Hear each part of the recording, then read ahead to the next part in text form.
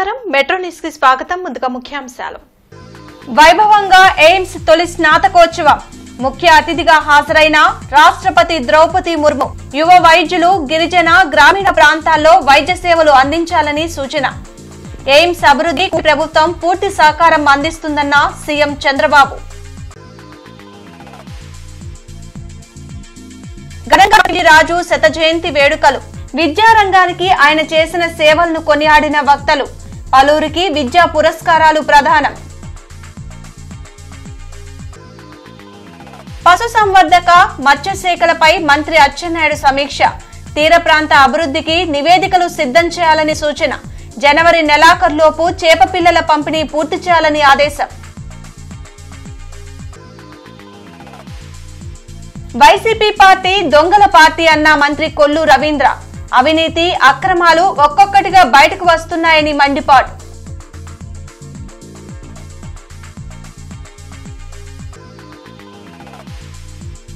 నగరంలో పర్యటించిన కమిషనర్ పులి శ్రీనివాసులు. పారిశుద్ధ్య పనులు ప్రణాళికాబద్ధంగా పూర్తి చేయాలని అధికారులకు ఆదేశం.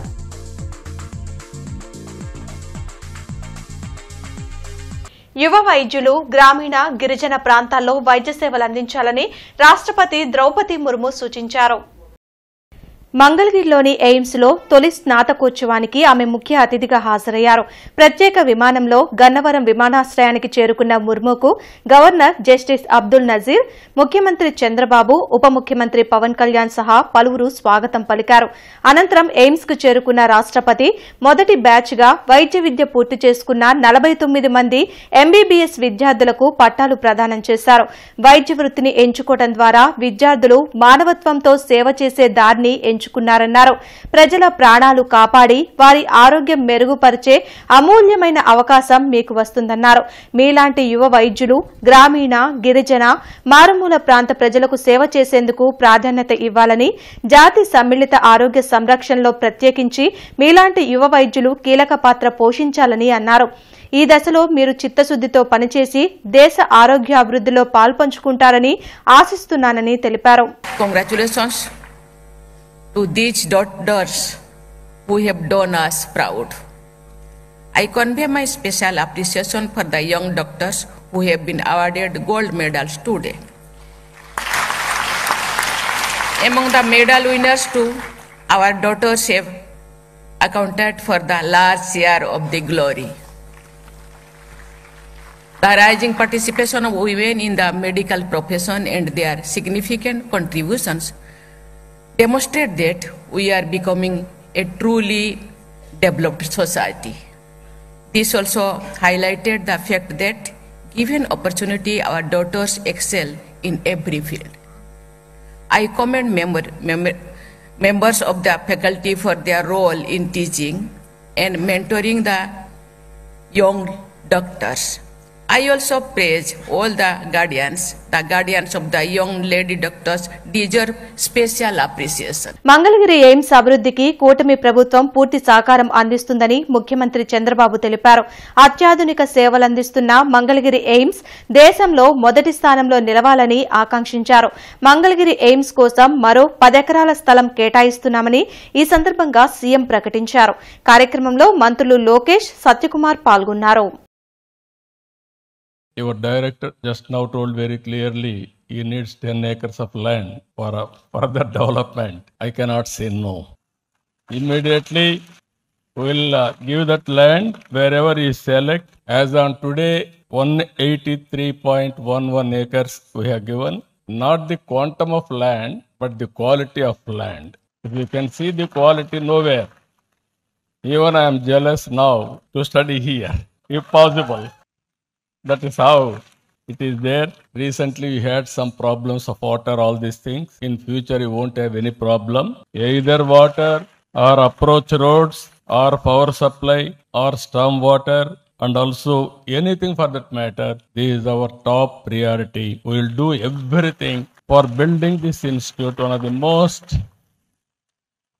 beautiful institute here. And also this 10 acres, your management is trying to develop in Kolanakonda research block School of Public Health, IIT Customs and Indirect Taxes and Narcotics in Hindupur. Bommidala Srikrishnamurthy foundation ఆధ్వర్యంలో స్ఫూర్తి ప్రదాత విజయనగరం మహారాజా doctor PVG రాజు శత జయంతి వేడుకలు ఘనంగా జరిగాయి. వెంకటేశ్వర విజ్ఞాన మందిరంలో జరిగిన ఈ వేడుకల్లో పలువురికి విద్యా పురస్కారాలు ప్రదానం చేశారు. డాక్టర్ పివిజి రాజు మంచి మనసున్న మహారాజు అని, దాతృత్వానికి నిలువుటద్దమని, అలాంటి కుటుంబంలో జన్మించే అవకాశం కలగడం భగవంతుడు అందించిన వరమని మాజీ కేంద్ర మంత్రివర్యులు పి అశోక్ గజపతిరాజు పేర్కొన్నారు. ముఖ్య అతిథిగా విచ్చేసిన మాజీ కేంద్ర మంత్రివర్యులు పూసపాటి అశోక గజపతిరాజు మాట్లాడుతూ ఎదిగే కొద్దీ అహం పెంచుకోవద్దని, సమయపాలన పాటించమని చెబుతూ సాధారణ వ్యక్తులుగా క్రమశిక్షణతో పెరగాలని, తన తండ్రి చెప్పిన మాటలను గౌరవిస్తూ జీవిస్తున్నానన్నారు. గత ప్రభుత్వం ప్రాథమిక విద్యలో మాతృభాషను తొలగించడం వలన 10 లక్షల మంది బాలబాలికలు విద్యకు దూరమయ్యారని, వేలాది పాఠశాలలు మూతపడ్డాయన్నారు. ప్రస్తుత ముఖ్యమంత్రి నారా చంద్రబాబు నాయుడు గారిని 52 రోజులు జైలు, అంత ముందునున్న మన రాష్ట్ర ముఖ్యమంత్రి 16 నెలలు జైల్లో ఉండి బెయిల్పై బయట వచ్చి ముఖ్యమంత్రులు అవడం ఇటీవలే సంస్కృతి, రాజకీయ సంస్కృతి అని. అయితే బెయిల్పై బయట రావడము, ఛార్జ్ షీట్ కూడా ఫైల్ కాని ముఖ్యమంత్రి నాకు అనిపిస్తుంది. చంద్రబాబు నాయుడు గారు ఒకరే నాకు కనిపిస్తా ఉన్నారు. అవనగడ్డ శాసనసభ్యులు ఆంధ్ర భాషోద్యమ నేత డాక్టర్ మండలి బుద్ధప్రసాద్ ప్రసంగిస్తూ బొమ్మిడాల శ్రీకృష్ణమూర్తి దాతృత్వం గల మహోన్నతమైన వ్యక్తి అని, వారి నేతృత్వంలో డాక్టర్ పివిజి రాజు శత జయంతి వేడుకలు జరుపుకోవడం అభినందనీయమన్నారు. పూసపాటి వంశీయులు మర్యాదకు మారుపేరని కొనియాడారు. డాక్టర్ పివిజి రాజు 5 సార్లు ఎమ్మెల్యేగా, 4 సార్లు లోక్సభ సభ్యునిగా, ఆంధ్రప్రదేశ్ విద్యాశాఖ మంత్రిగా కృషి చేశారని తెలిపారు. అత్యంత నిరాడంబరంగా జీవించిన వ్యక్తి, సమాజంలోని సామాన్యుడి యొక్క ఉన్నతి గురించి ఆలోచించిన వ్యక్తి డాక్టర్ పివిజి రాజు గారు. నేను ఆయన చూసినప్పుడు అనుకున్నా, ఈయన భోగరాజు కాదు త్యాగరాజు అని. ఎందుకంటే సహజంగా సంపన్నులందరూ కూడా భోగాన్ని అనుభవిస్తారు, కానీ ఈయన భోగాన్ని అనుభవించాల, త్యాగాన్ని అనుసరించాడు. బొమ్మిడాల శ్రీకృష్ణమూర్తి ఫౌండేషన్ చైర్మన్ డాక్టర్ బొమ్మిడాల శ్రీకృష్ణమూర్తి ప్రసంగిస్తూ ఉత్తర కోస్తా జిల్లాల్లో విజయనగర రాజుల నుండి ప్రత్యక్షంగా గాని పరోక్షంగా గాని మేలు పొందని వారు లేరన్నారు. ఆయన నమ్మిన సోషలిస్ట్ సిద్ధాంతం అందరూ సమానంగా ఉండాలి, అందరూ బాగుండాలని చెప్పి కోరికతో ఆయన రిటైర్ అయిపోయి ఒక దేవాలయం, సింహాచలం దేవాలయం దగ్గర ఒక కుటీరంలో అక్కడ శేష జీవితాన్ని గడిపాడు. ప్రముఖ గాయకులు గజల్ శ్రీనివాస్ ప్రసంగిస్తూ డాక్టర్ పివిజి రాజు 250 ఎకరాల విస్తీర్ణంలో గల తన ప్యాలెస్ ను కోరుకొండ సైనిక్ స్కూల్ కి విరాళంగా ఇచ్చి భారతదేశంలో మొదటి సైనిక్ స్కూల్ ఏర్పాటుకు శ్రీకారం చుట్టారన్నారు. డాక్టర్ పివిజి రాజు తన చివరి జీవితాన్ని సింహాచలం దేవాలయ సమీపంలో నిరాడంబరంగా ఆధ్యాత్మిక సేవలో గడిపారన్నారు. వారి స్ఫూర్తిని, ఆ పురస్కారాన్ని ఇవ్వాలని, ఎవరికి ఇవ్వాలని ఆలోచించి కేరళ అనంత పద్మనాభ స్వామి ప్రిన్సెస్ గౌరీ లక్ష్మీబాయి గారికి అవార్డు ఇవ్వడం జరిగింది కరెక్ట్గా 1 నెల రోజుల క్రితం. ఆనాటి పివిజి రాజు గారిని కానీ, ఈనాడున్న అశోక్ గజపతి రాజు గారిని చూసిన తర్వాత నేడున్న రాజకీయ నేతలు వారి నుంచి ఎన్నో గుణపాఠాలు నేర్చుకోవాలి. వారు ఆస్తులు ప్రజలకు అందించి మహానుభావులయ్యారు. నేడున్న రాజకీయ నాయకులు అత్యధిక మంది రాజకీయాలకు వచ్చిన తర్వాత ఆస్తులు సంపాదించుకుంటూ అందరితో ఊరుకోకుండా ప్రోటోకాల్ కావాలి, గౌరవాలు కావాలి, బోర్డులు కావాలి, సైన్ బోర్డులు కావాలి, సత్కారాలు కావాలి, సన్మానాలు కావాలి అని కోరుకుంటున్న ఈ నేపథ్యంలో దానికి భిన్నంగా జీవిస్తున్న అశోక్ గజపతి గారిని మనందరం ఆదర్శంగా తీసుకోవాలి. ఈ సందర్భంగా డాక్టర్ పివిజి రాజు విద్యా పురస్కారాలను శారదానికేతన్ వ్యవస్థాపకులు ఉన్నవ లక్ష్మీనారాయణ, లక్ష్మీబాయమ్మ దంపతుల వారసురాలు వి హేమ, శ్రీ పాటిబండ్ల సీతారామయ్య హైస్కూల్ వ్యవస్థాపకులు పాటిబండ్ల సీతారామయ్య మనవడు పాటిబండ్ల విష్ణువర్ధన్ కు, health and educational for all వ్యవస్థాపకులు డాక్టర్ కోనేరు సత్యప్రసాద్లకు పూర్వ కేంద్ర మంత్రివర్యులు పూసపాటి అశోక్ గజపతిరాజు చేతుల మీదుగా ప్రదానం చేశారు. ఈ కార్యక్రమంలో మానవతా నేతలు Pavuluri Ramesh, T Dhananjaya Reddy, red cross district field officer Shaik Jani Rasool, Bommidala Srikrishnamurthy foundation కార్యదర్శి ఊటుకూరి నాగేశ్వరరావు, శాసనమండలి సభ్యులు కెఎస్ లక్ష్మణరావు, మాజీ మంత్రి డొక్క మాణిక్య వరప్రసాద్, ఇండియన్ టొబాకో అసోసియేషన్ కార్యదర్శి యార్లగడ్డ చౌదరి తదితరులు పాల్గొన్నారు.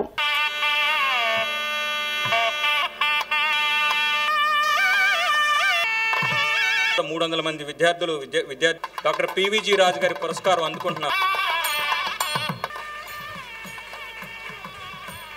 జనవరి నెలాఖరులోపు చేప పిల్లల పంపిణీ పూర్తి చేయాలని మంత్రి అచ్చెన్నాయుడు అధికారులను ఆదేశించారు. రాష్ట్రంలో తీర ప్రాంత అభివృద్ధికి నివేదికలు సిద్ధం చేయాలని తెలిపారు. పశుసంవర్ధక మత్స్యశాఖల ఉన్నతాధికారులతో మంత్రి అచ్చెన్నాయుడు సమీక్ష జరిపారు. పశుసంవర్ధక శాఖలో ఖాళీగా ఉన్న ఉద్యోగాలను భర్తీ చేయాలని, మత్స్యకారుల బోట్లకు ఇంధన రాయితీలో ఇబ్బందులు తలెత్తకుండా తక్షణ చర్యలు చేపట్టాలని ఆదేశించారు. ఉపాధి హామీ అనుసంధానంతో పశువుల షెడ్లు నిర్మాణం, గడ్డి పెంపకం మరింత ఎక్కువ మంది లబ్దిదారులకు అందించేందుకు నివేదిక పంపాలని తెలిపారు. పాడి పరిశ్రమ అభివృద్ధికి ప్రణాళిక చర్యలు చేపట్టాలని అన్నారు. కమిషనర్ పులి శ్రీనివాసులు ఏటీ అగ్రహారం, ఎన్జిఓస్ కాలనీ, సాయినగర్, నల్లపాడు, బుడంపాడు, శ్రీనివాసరావు తోట తదితర ప్రాంతాల్లో పర్యటించి ఆక్యుపెన్సీ కోసం దరఖాస్తు చేసుకున్న బహుళ అంతస్తు భవనాన్ని పరిశీలించి అధికారులకు తగు ఆదేశాలు జారీ చేశారు. ఈ సందర్భంగా కమిషనర్ మాట్లాడుతూ నగరంలో మైక్రో ప్యాకెట్స్ వారీగా చేపట్టే పారిశుద్ధ్య పనుల్లో మెరుగుదల ఉండాలని, డ్రైన్లను శుభ్రం చేయడం లేదని పలు ఫిర్యాదులు అందుతున్నాయని, డ్రైన్లను తప్పనిసరిగా మధ్యాహ్నం సమయంలో గ్యాంగ్ వర్క్ ద్వారా శుభ్రం చేయాలన్నారు. శానిటేషన్ కార్యదర్శులు క్షేత్రస్థాయిలో ఇంటింటి చెత్త సేకరణ, మెయిన్ రోడ్ల స్వీపింగ్, కమర్షియల్ సంస్థలు డ్రైన్లలో వ్యర్థాలు వేయకుండా పర్యవేక్షణ చేయాలని ఆదేశించారు. అనంతరం బుడంపాడు మెయిన్ రోడ్లో ఆక్యుపెన్సీ కోసం దరఖాస్తు చేసుకున్న భవన కొలతలను పరిశీలించి అనంతరం కమిషనర్ మాట్లాడారు. భవన నిర్మాణ సమయంలోనే ర్యాంపులు రోడ్ల మీదకు నిర్మాణం చేయకుండా నియంత్రించాలని ప్లానింగ్ కార్యదర్శులకు స్పష్టం చేశారు.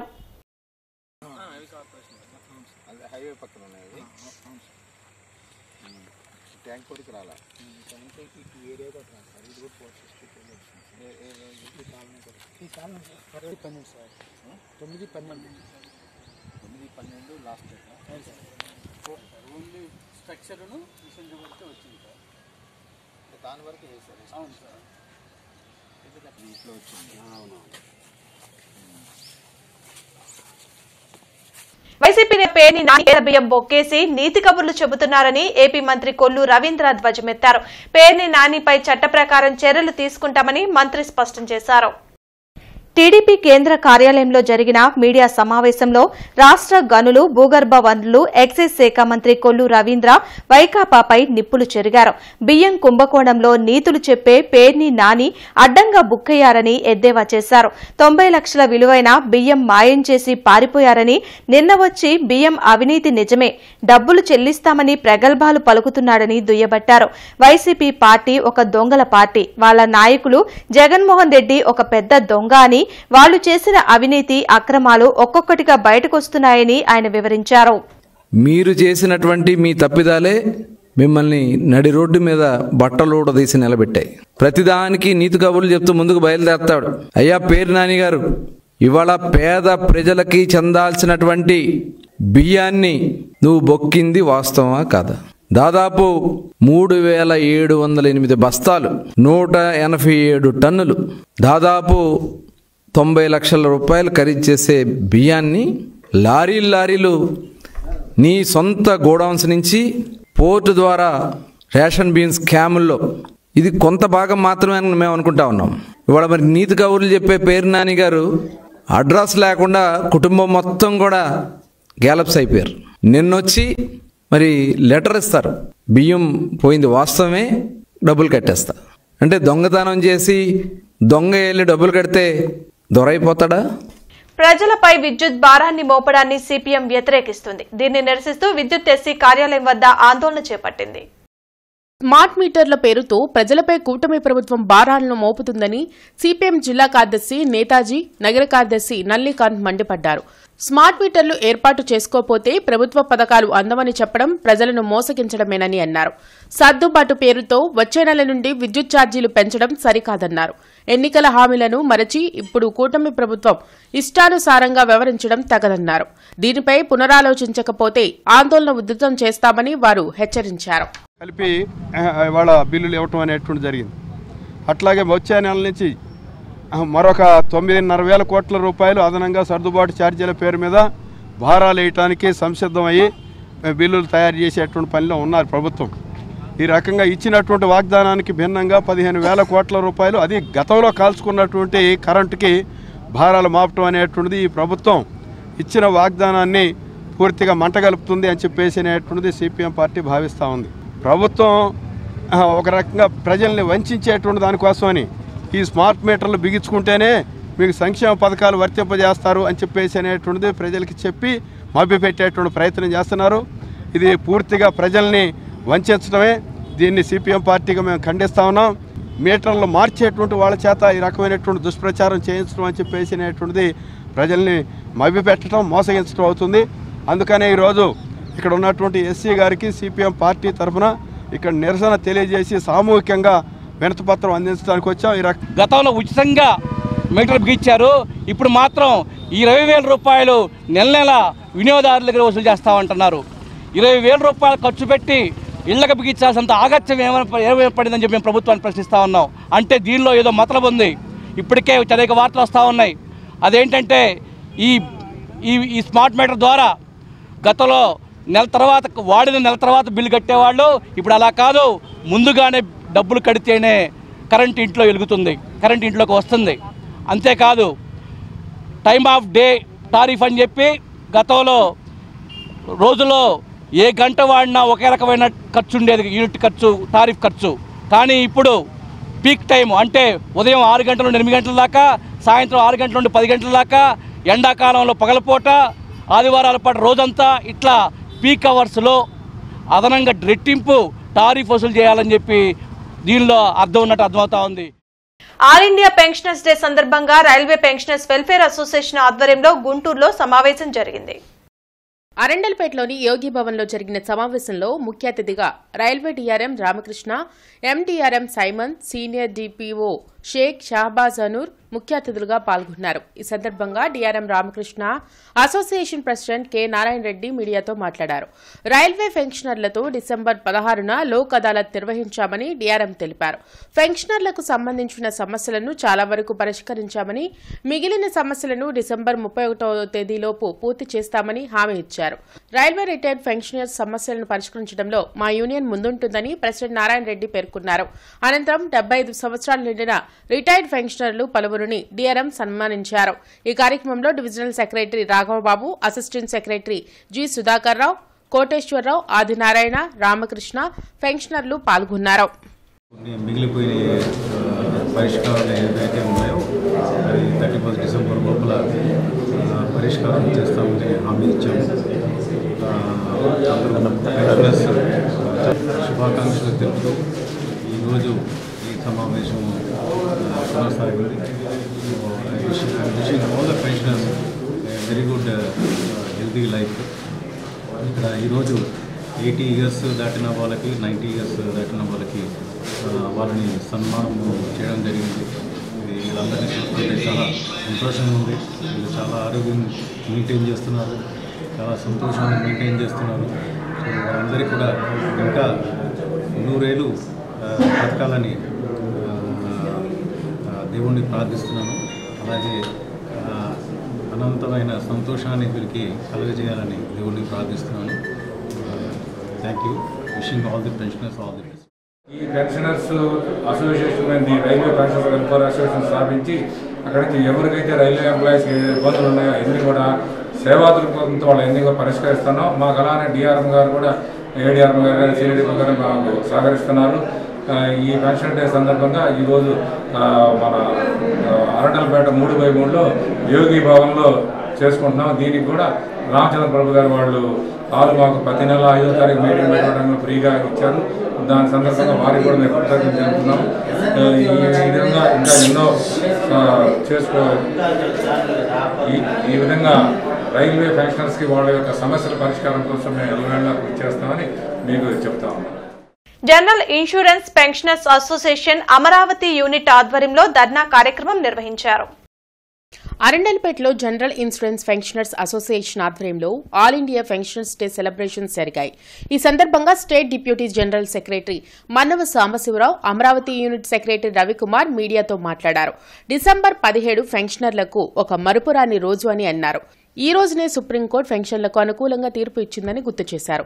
ప్రస్తుతం ఫ్యామిలీ పెన్షన్లు 15% మాత్రమే ఇస్తున్నారని, దానిని 30% పెంచాలని డిమాండ్ చేశారు. ఈ కార్యక్రమంలో చిన్నపరెడ్డి, తులసి మల్లేశ్వరరావు, రమేష్, జోగేశ్వరరావు, సిహెచ్ రామస్వామి రెడ్డి, శేషతల్ప సాయి, దశరథ రామయ్య, పి సాంబశివరావు పాల్గొన్నారు. ప్రతి మనిషికి కూడా సీనియర్ సిటిజన్ అన్న తర్వాత ఆరోగ్యం ముఖ్యం. ఆరోగ్యానికి సంబంధించి ప్రతి దానిలో కూడా జీఎస్టీ 18% జీఎస్టీ, 100కు 18 రూపాయలు జీఎస్టీ తీసుకుంటున్నారు. ఎవరు కూడా ఎన్నిట్లో కూడా central government even GST commission కూడా ఏమంటుందంటే 18% కాదు 5% మేము తగ్గిస్తామని వాళ్ళు ఒప్పుకున్నా కానీ, గత 2 మీటింగ్లో వాళ్ళు ఒప్పుకున్నా కానీ ఆ యొక్క తగ్గింపు అనేది ఇప్పుడు కూడా సెంట్రల్ గవర్నమెంట్ వాళ్ళు మాకు క్లియరెన్స్ ఇవ్వట్లేదు. ఈ నేపథ్యంలో మా యొక్క పెన్షనర్స్ అందరం కలిసి ఈరోజు ఈ పెన్షనర్ డే పురస్కరించుకొని మేము ధర్నా కార్యక్రమాలు, డెమాన్స్ట్రేషన్ కార్యక్రమాలు జయప్రదం చేయవలసిందిగా మా మిత్రులందరి సహకారంతో మీ కార్యక్రమాలు ఆంధ్రప్రదేశ్ ఆల్ ఓవర్ ఇండియాలో మేము చేస్తున్నాం. ఈ కార్యక్రమాలు మీకు తెలుసును, కోవిడ్ సమయంలో గవర్నమెంట్ హాస్పిటల్ కానీ గవర్నమెంట్ డాక్టర్స్ ఎంతో సేవ చేశారు, ప్రైవేట్ సెక్టర్ చేయలేదు. కానీ పబ్లిక్ ఒపీనియన్ ఏంటంటే ప్రైవేట్ సెక్టర్ ఉత్తమం, పబ్లిక్ సెక్టర్ అతమం అన్నట్టు ఉంది. కానీ అది కాదు, నిజం మాత్రం పబ్లిక్ నుండి మీడియా రాస్తుంది. ఈరోజు ఏమవుతుందంటే రీజనల్ బ్యాంక్స్లో కానీ, రిజర్వ్ బ్యాంక్ ఆఫ్ ఇండియాలో కానీ, బ్యాంక్స్లో కానీ, ఎల్ఐసిలో కూడాను 30% ఫ్యామిలీ పెన్షన్ ఇస్తున్నారు. అంటే పెన్షనర్ చనిపోతే వచ్చే పెన్షన్లో 30% వాళ్ళకి ఇస్తున్నారు. అటువంటిది జనరల్ ఇన్సూరెన్స్ కంపెనీస్లో కేవలం 15% ఇస్తున్నారు. ముఖ్యంగా ఆ కోరిక సాధించడానికి మేము ధర్నా చేస్తున్నాం. న్యాయమైన కోరిక సాధించడానికి మేము ఉద్యమిస్తున్నాం. సుప్రీంకోర్టు తీర్పు తర్వాత రాష్ట్ర ప్రభుత్వం వర్గీకరణను వేగవంతం చేయాలని, రాజీవ్ మిశ్రా కమిషన్ త్వరగా నివేదిక ఇవ్వాలని ఎంఆర్పీఎస్ వ్యవస్థాపక అధ్యక్షులు ఉసురుపాటి బ్రహ్మయ్య మాదిగ డిమాండ్ చేశారు.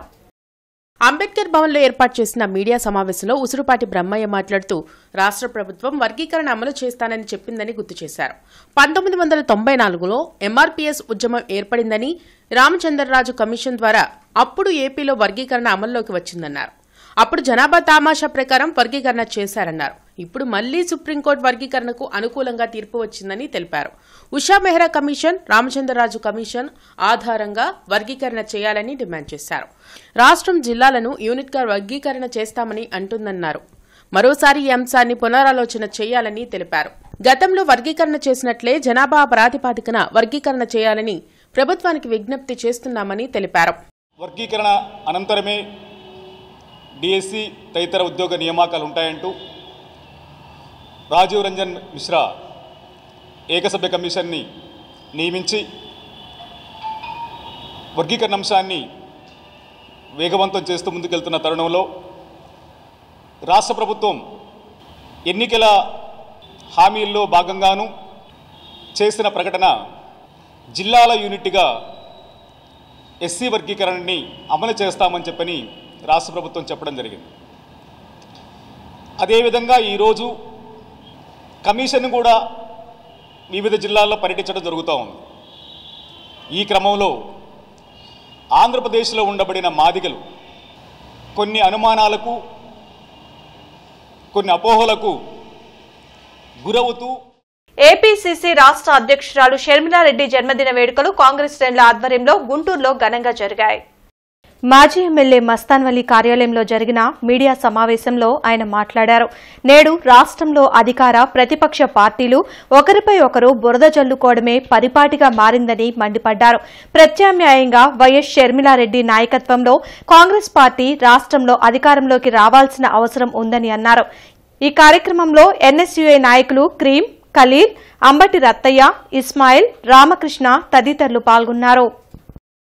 మరి ఈ రోజున ఆంధ్రప్రదేశ్ రాష్ట్ర రాజకీయాలు చూస్తే ఇవాళ ఉన్నటువంటి అధికారంలో ఉన్న చంద్రబాబు నాయుడు గారు కానివ్వండి, మరి విశ్వసనీయత కోల్పోయినటువంటి జగన్మోహన్ రెడ్డి గారు కూడా, రెండు కూడా నువ్వు దొంగ, నీ హయాంలో అవినీతి జరిగింది, నీ హయాంలో అవినీతి జరిగింది అనేటటువంటి మాట తప్ప ఇవాళ రాష్ట్రంలో ప్రజల పక్షాన పోరాడేటటువంటి పార్టీలు లేనటువంటి సందర్భంలో షర్మిలారెడ్డి గారి నాయకత్వంలో ఇవాళ కాంగ్రెస్ పార్టీ ప్రత్యామ్నాయంగా ప్రజలందరూ కూడా కాంగ్రెస్ పార్టీ రావాలి, ఈ రాష్ట్రానికి మంచి జరగాలంటే గతంలో ఉమ్మడి ఆంధ్రప్రదేశ్గా ఉన్నప్పుడు ఏ విధంగా ఒక స్వర్ణయుగం ఉందో ఆ రకమైనటువంటి పాలన సాగాలి అంటే కాంగ్రెస్ పార్టీ రావాలి, మరి కేంద్రంలో రాహుల్ గాంధీ గారు ప్రధానమంత్రి కావాలనేటటువంటి ఆలోచనతో ఇవాళ పనిచేస్తున్నటువంటి షర్మిలారెడ్డి గారికి ఇవాళ ప్రజలందరూ కూడా అండగా నిలబడాలని. స్వచ్ఛ హృదయ చారిటబుల్ ట్రస్ట్ ఆధ్వర్యంలో 8వ వార్షికోత్సవం సందర్భంగా పేదలకు చీరలు పంపిణీ చేశారు. ఈ కార్యక్రమంలో ట్రస్ట్ చైర్మన్ జొన్నలగడ్డ రాజమోహన్ రావు, ఎం సుధీర్ కుమార్, రామ్మోహన్ రావు, శివకుమారి తదితరులు పాల్గొని చీరలను అందించారు.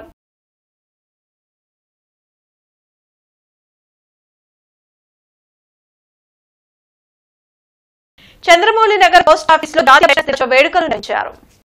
కార్యక్రమానికి రాష్ట్ర EPFO pensioners welfare association general secretary Shaju Hussain ముఖ్య అతిథిగా హాజరయ్యారు.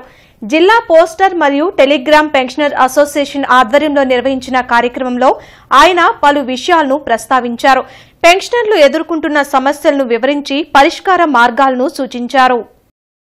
టీడీపీ సోషల్ ప్రతిపాడు నియోజకవర్గంలో అబ్దుల్ రజాక్ షుకూర్ వీరి పార్టీ నాయుడు ప్రశంసా పత్రాలు పంపించారు. ప్రశంసా పత్రాలను ఎమ్మెల్యే రామాంజనేయులు రజాక్ షుకూర్లకు అందజేసి అభినందించి సన్మానించారు. బులెటిన్ ముగించే ముందు ముఖ్యాంశాలు మరోసారి. వైభవంగా ఎయిమ్స్ తొలి స్నాతకోత్సవం. ముఖ్య అతిథిగా హాజరైన రాష్ట్రపతి ద్రౌపది ముర్ము యువ వైద్యులు గిరిజన గ్రామీణ ప్రాంతాల్లో వైద్య సేవలు అందించాలని సూచన. ఎయిమ్స్ అభివృద్ధికి ప్రభుత్వం పూర్తి సహకారం అందిస్తుందన్న సీఎం చంద్రబాబు. గణపతి రాజు శత జయంతి వేడుకలు. విద్యారంగానికి ఆయన చేసిన సేవలను కొనియాడిన వక్తలు. పలువురికి విద్యా పురస్కారాలు ప్రదానం. పశుసంవర్ధక మత్స్యశాఖలపై మంత్రి అచ్చెన్నాయుడు సమీక్ష. తీర ప్రాంత అభివృద్ధికి నివేదికలు సిద్ధం చేయాలని సూచన. జనవరి నెలాఖరులోపు చేప పిల్లల పంపిణీ పూర్తి చేయాలని ఆదేశం. వైసీపీ పార్టీ దొంగల పార్టీ అన్న మంత్రి కొల్లు రవీంద్ర. అవినీతి అక్రమాలు ఒక్కొక్కటిగా బయటకు వస్తున్నాయని మండిపాటు.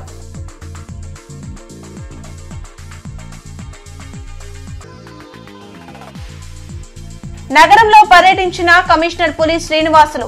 పారిశుద్ధ్య పనులు ప్రణాళికాబద్ధంగా పూర్తి చేయాలని అధికారులకు ఆదేశం.